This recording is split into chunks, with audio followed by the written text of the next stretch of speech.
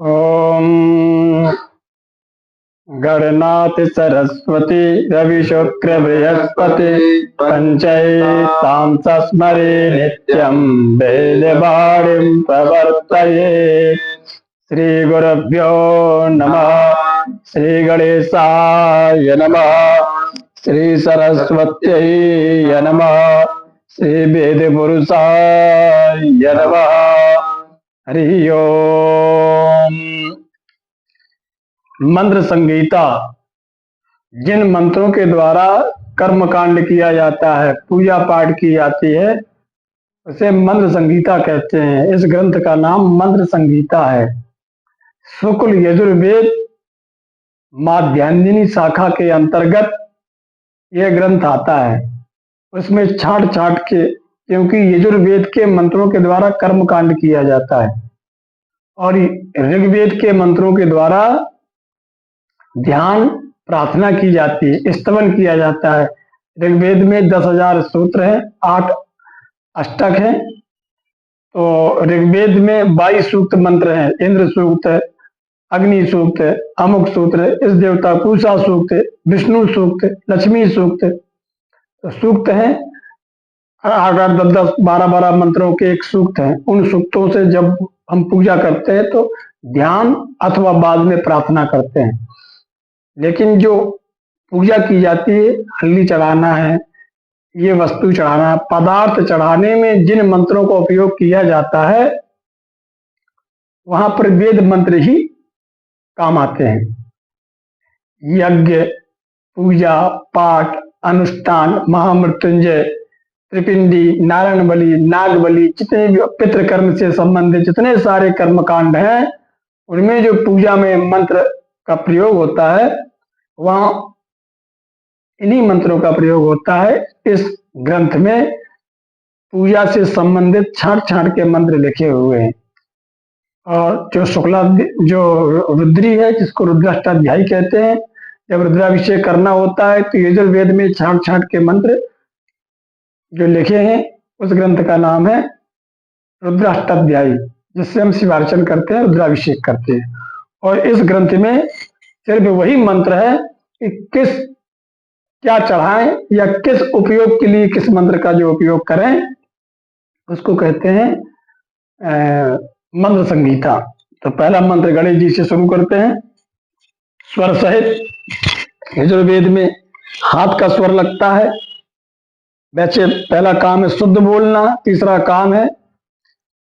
तीसरा जो पठन पाठन होता है बड़ा कठिन होता है, स्वर सहित पढ़ाना, और तीसरा होता है उसका अर्थ भी आना।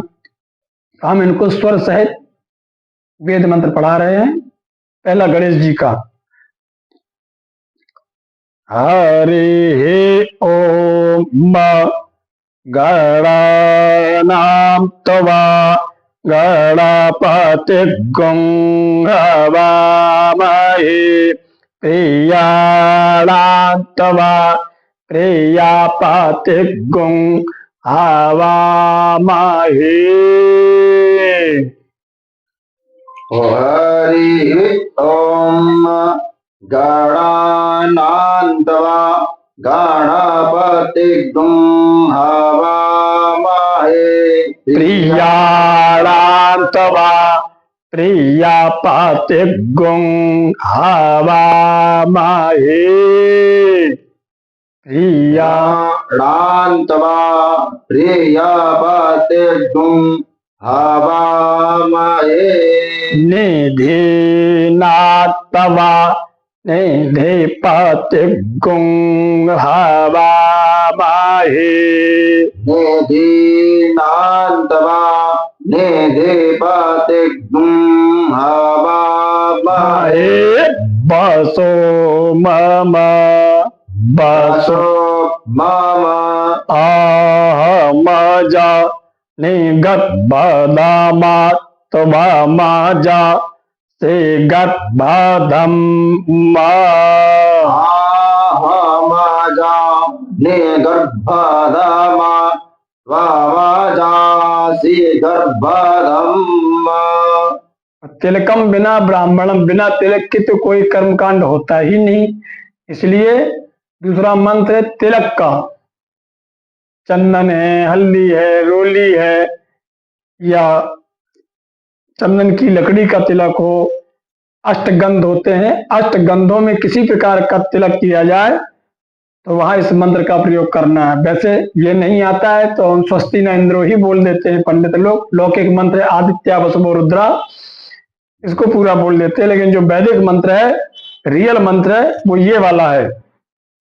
ओम सूचक छामक्षिभ्याम भोया सद्गुं सोवर्चा मोखे न। ओम सोचकछा आहमगचेभ्यां भूया सद्गुं सोवर्चा मोखेन। सुश्रुत कर्णाभ्याम भूया सम्म। सुश्रुतकर्णाभ्यां भूयासम्। तीसरा मंत्र है भस्म लगाने का, चिता भस्म लगाने का मंत्र है। त्रायोकं जामादग्ने कस्या पश्यत्र्या योकं त्रायोकं जामादग्ने कस्या पश्यत्र्या योकं यद्देवे खुत्र्या योकं तन्नो अष्टुत्र्या योकं जद्देवे खुत्र्या योकं तन्नो अष्टुत्र्या योगम। तीसरा मंत्र है चोटी बांधने का, शिखा बंधन। मानस तो कैतनाय माना योखे मानो गो मानो असवे खोरे रेखा। ओम मानस्तो के तनये मान आयो के मानो गो तो मानो असवे कोरे रेखा। माना पेरा नुदरा भा बेनो बाधि रेहा विक्रमन ताह सदा मितवा हवा माही। मानो वीरान रुद्र भामेनो बाधे हमिकवंता सदा मितवा हवा माहे। बाधि रेहा विक्रमंता, बाधि रेहा विक्रमंता। बोलो बाधि रेहा विक्रमंता सदा मितवा हवा माही। बाधि रेहा विक्रमंता बाधे रियमिकवंता सदा मितवा हवा माहे। इसके बाद रुद्राक्ष धारण करने का मंत्र। ओम त्र्यंबकं जजामहे सौगन्धिं पुष्टिवर्धनम्। ओम त्र्यंबकं जजामहे सौगन्धिं पुष्टिवर्धनम्।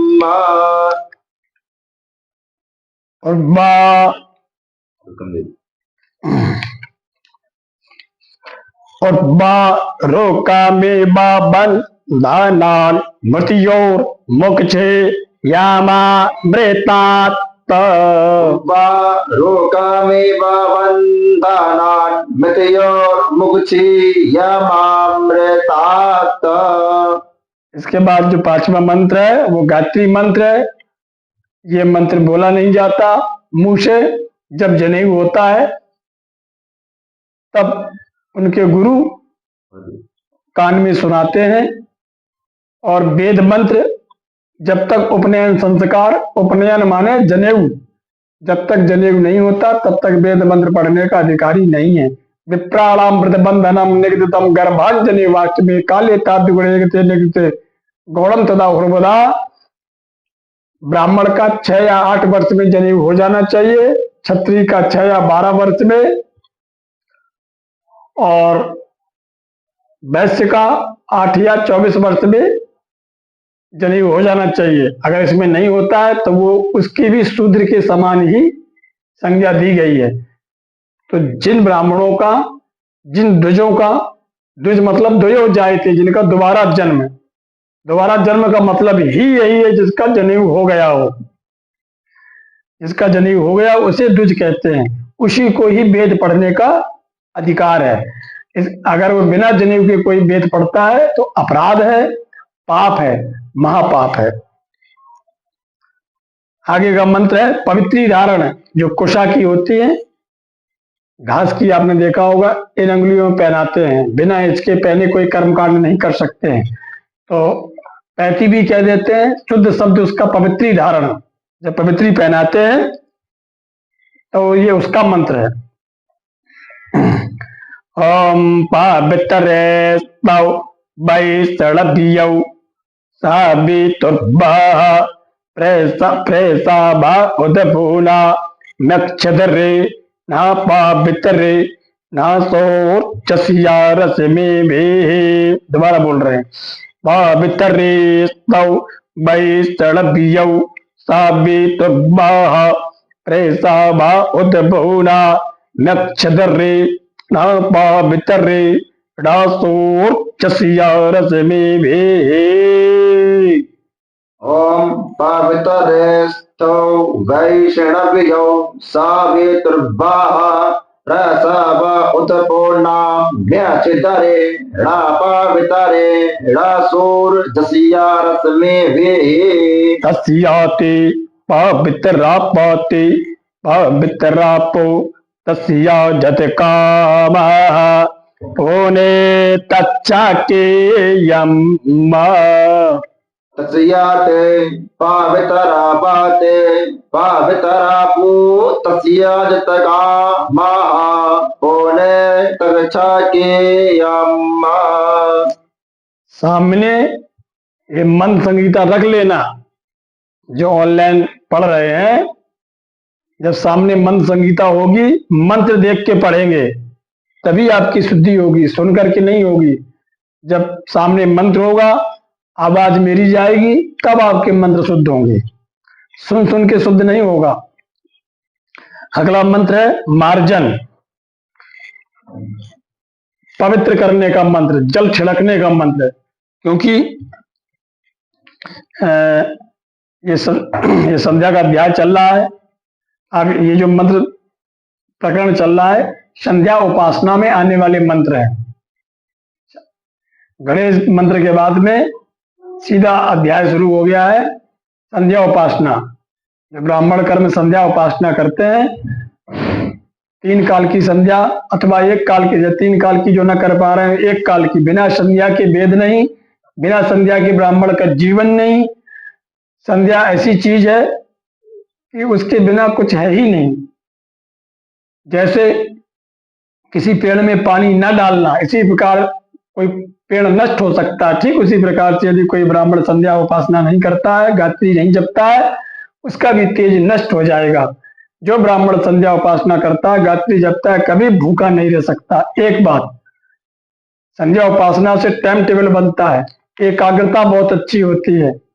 अगुण सगुण द्वि ब्रह्म स्वरूपा, ईश्वर की 2 प्रकार से उपासना है, सगुण रूप में, निर्गुण रूप में।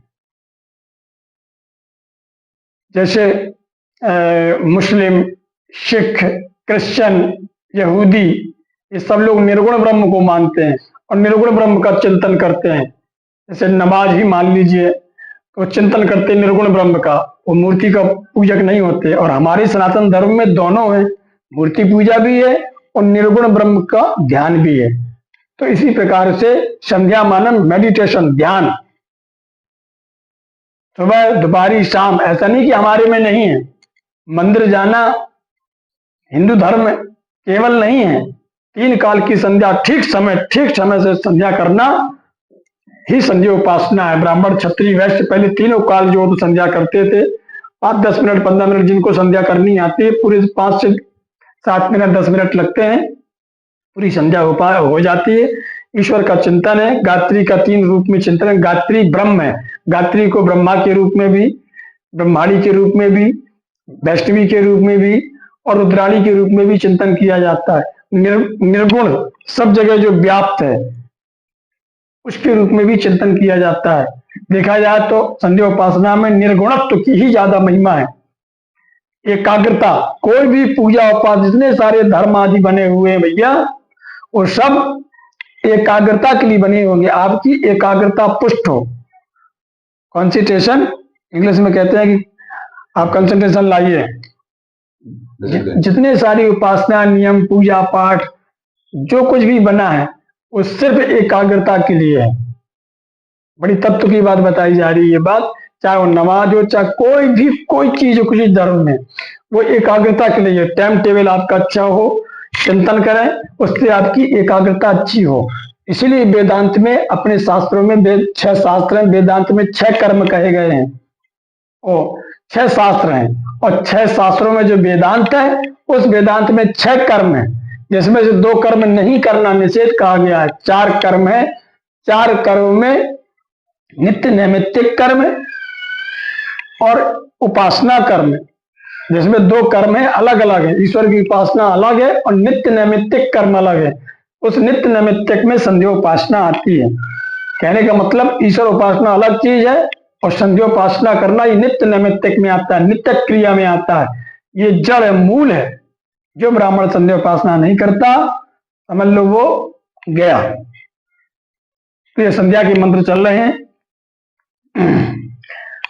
संध्या में एक ऐसी क्रिया आती है जिसमें पहले तिलक आता है, संकल्प आता है, तिलक आता है, पवित्री धारण आता है और इसके बाद में सीधा आता है मेन जो मंत्र हैं वो आपको पढ़ाए जा रहे हैं। जल का अपने ऊपर छिड़का जाता है, मार्जन मंत्र, जल छिड़कना। मार्जन, जब कोई अनुष्ठान पूजा पाठ हो जाता है, पंडित लोग उस जल को छिड़कते हैं यजमान के ऊपर। अभिषेक में भी ये 3 मंत्र काम आते हैं। जब कोई पूजा पाठ कराते हैं, दूध दही घी शहद शक्कर का स्नान कराते हैं, उसके बाद जो शुद्ध जल का स्नान कराते हैं, उस शुद्ध जल में भी ये 3 मंत्र, तीनों में से कोई एक मंत्र बोल सकते हैं, तब भी ये आते हैं। तो ये 3 मंत्र इतने खास हैं। चलिए, ओम आपो हिष्टा मायो भवस्तान और जय दादातन। ओम आपो हिष्टा मायो भुवस्ता न ऊर्जे ददातना माहे राणा या चक्षासे। माहे रणा या चक्षासे। ये 7वां मंत्र हो गया। इसके बाद दूसरा मंत्र मार्जन का, जो वाहा से बाताम रासस्तस्या बा जायते हनाहा।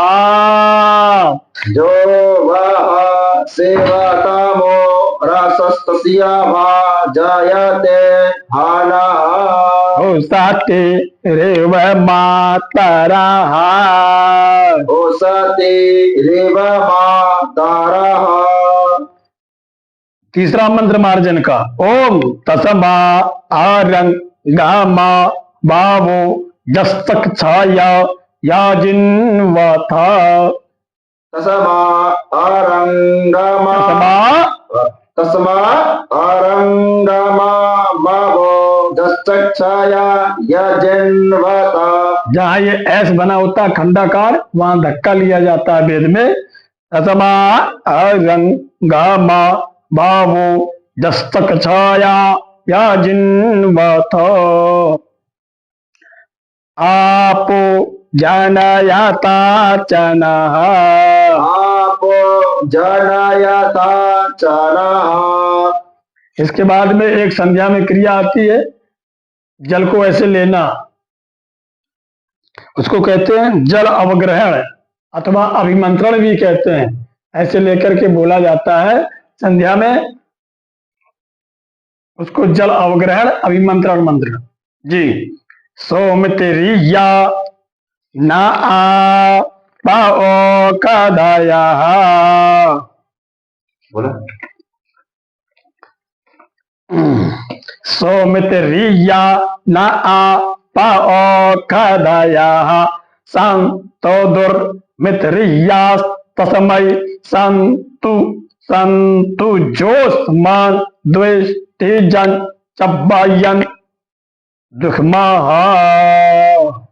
ओम सौमित्रिया न पाओ कदया संतो दुर्मित्रिया तस्मै संतु जोस्मान द्वेष्टिजन चब्बायन दुखमः चब्बायन दुखमः। अगमर्षण, जब महात्मा लोग अगमर्षण करते हैं तो उनका लौकिक मंत्र होता है, लेकिन जो वैदिक पंडित करता है संध्योपासना में, वो वैदिक मंत्र से ऐसे हाथ में जल लेकर के ऐसे बंद कर लिया जाता है और पूरा मंत्र बोला जाता है। बाद में दाईं नासिका को बंद करके सांस चढ़ाई जाती है और बाएं नासिका को दाब के दाईं स्वासिका से जल धीमे धीमे छोड़ा जाता है और फिर पीछे आसन के पीछे बाएं तरफ जल को मारा जाता है, तेजी से पटका जाता है, उसको अगमर्षण कहते हैं। द्रुपदा देव मुमुचानः स्विन्नः स्नातो मलादिव। द्रुपदा देवमुचानः स्विन्नस्नातो मलादिव। स्विन्नः स्नातो मलादिव। स्विन्नः स्नातो मलादिव। वेद में छोटे बड़े का ही ध्यान देने दिया जाता है। देवा है क्या? देवा यहाँ देना। दिव पोतम पवित्रे णवाज्यमापः सुन्दन्तो मयि नसः। पोतम पवित्रे णवाज्यमापः सुन्दन्तो मयि नसः। जो गीता प्रेस की संध्या उपासना है या नित्य कर्म पूजा प्रकाश, उसमें ये वाला मंत्र आगे वाला, एक ये मंत्र है अगमर्षण का, एक ये है रीतन च सतियन च वेदात् तपसोऽध्यजायत। ओम रेतन च सत्ययन च वेदात् तपसोऽध्यजायत। ततो रात्रजायत ततो रात्रजायत ततः समुद्र अर्णवः। ततो रात्रजायत ततः समुद्र अर्णवः। समुद्रा दर्नवा दादेशं वत्सारो अजायत। समुद्रा दर्नवा दादी संवत्सरो अजायत। अहोरात्राणि विदधत् विश्वस्यामि खतो वसि। अहोरात्राणि विदधत् विश्वस्यामि खतो वसि। मीसा नहीं मिखतो वसि। सूर्य चंद्रमसौ धाता जाता पूर्वमकल्पयत्। सूर्याश्चन्द्रमसौ धाता यथा पूर्वमकल्पयत्। तो डेढ़ता है, फिर दोबारा देख लो। सूर्य चंद्रमसौ धाता यथा पूर्वमकल्पयत्। सूर्यास क्यों बोलते हो? सूर्यास क्यों बोलते हो? जाके बाद सा है का पिछली बारी बोले थे। सूर्या चंद्रमसौ धाता यथा पूर्वमकल्पयत्। दिवं च पृथिवी चान्तरिक्षमतो स्वाहा। दिवं च पृथिवी चांतारिक चाबातो स्वाहा। ठीक है। इसके बाद उपस्थान मंत्र आएगा। उपस्थान मंत्र का मतलब होता है जब सूर्य अर्घ देते हैं, सूर्य अर्घ के बाद में भगवान सूर्य की प्रार्थना करते हैं।